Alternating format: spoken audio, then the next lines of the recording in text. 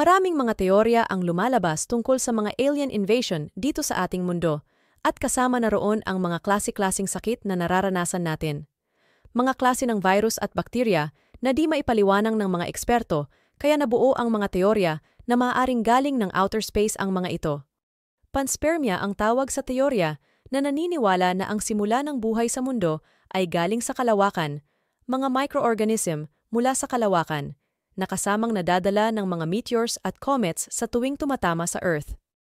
Kaya alamin natin ang ilan sa mga klase ng sakit na pinaniniwalaan ng mga alien microscopic invaders. Pandora virus. Ang Pandora virus ang pinakamalaking uri ng virus na na-encountered ng mga eksperto. Nadiskubre ito noong 2013 ng isang French scientist. Sinasabi na matatagpuan lamang sa 2 lugar sa mundo ang virus na ito, sa isang pond ng Australia at sa off-coast ng Chile. 10 beses na mas malaki ito kaysa sa mga karaniwang virus at 2 beses na mas malaki sa tinaguriang pinakamalaking virus, ang megavirus. Hindi pa naman ito banta sa mga tao at base sa experiment ay isa itong amoeba-infecting virus o sa isang amoeba virus lamang ito umaatake. Wala pang report na na-infect ng Pandora virus ang isang tao. Mad cow disease. Nakukuha ng mga baka ang mad cow disease sa pinapakain sa kanila na feeds na may halong karne ng bakang may sakit. Ito ay sample ng brain tissue ng baka na infected ng mad cow disease. Naipapasa ang sakit na ito sa mga tao kung nakakain ng infected na karne ng baka.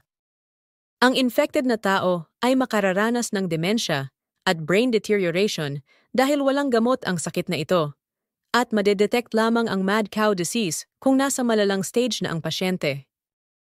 Ayon sa mga Indian researchers, ang brain-attacking microbes na ito ay galing sa isang kometa na tumama sa Earth dahil sa nakitang pagkakahawig ng chemical structures ng kometa at ng prions o protein ng microbes na siyang nagdudulot ng sakit.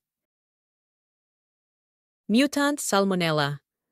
Noong 2006 ng Setyembre, isang microbe experiment ang ginawa sa isang space shuttle sa outer space. 3 klaseng microbial pathogens ang isinalang sa eksperimento. Ito ay ang Salmonella typhimurium, Pseudomonas aeruginosa, at Candida albicans. Inoobserba ng mga researchers kung paano magre-response ang microbes sa microgravity, at tanging Salmonella lamang ang nagkaroon ng reaksyon na kanilang ikinagulat ng husto.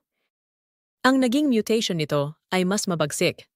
Naging mas mapaminsala ito at tumaas din ang survival rate sa environment ng microgravity. Spanish flu. Ang Spanish flu o ang Great Influenza Epidemic ay pumatay ng mahigit 17 hanggang 50 million na katao sa mundo. Ito ay isang H1N1 virus na inaatake ang respiratory system. Nangyari ang pandemic na ito taong 1918 hanggang 1920, kung saan matatapos na ang World War I. Hindi malaman kung saan nanggaling ang sakit na ito.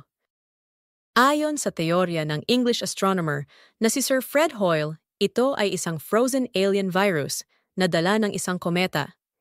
Iniuugnay ito sa dust tail ng Comet NK kung saan sumabog sa Tunguska River taong 1908. Ebola. Unang nakilala ang Ebola virus taong 1976 at muli ay nagka-outbreak ng malawakan taong 2013 hanggang 2016. Nangyari ang epidemic na ito sa West Africa. Ayon sa mga researchers, ang pagkain ng bushmeat o mga karne ng wild mammals, reptiles, amphibians at mga ibon ang naging dahilan kaya naipapasa ang virus na ito sa tao. Parang isang bulate ang itsura ng Ebola kung titingnan sa microscope, at lubhang nakamamatay ito kung hindi agad maaagapan. Ayon sa teorya ni Ashley Dale ng Bristol University, ay maaaring nagmula ang virus na ito sa isang meteorite collision dahil sa pambihirang sakit na naidudulot nito sa tao.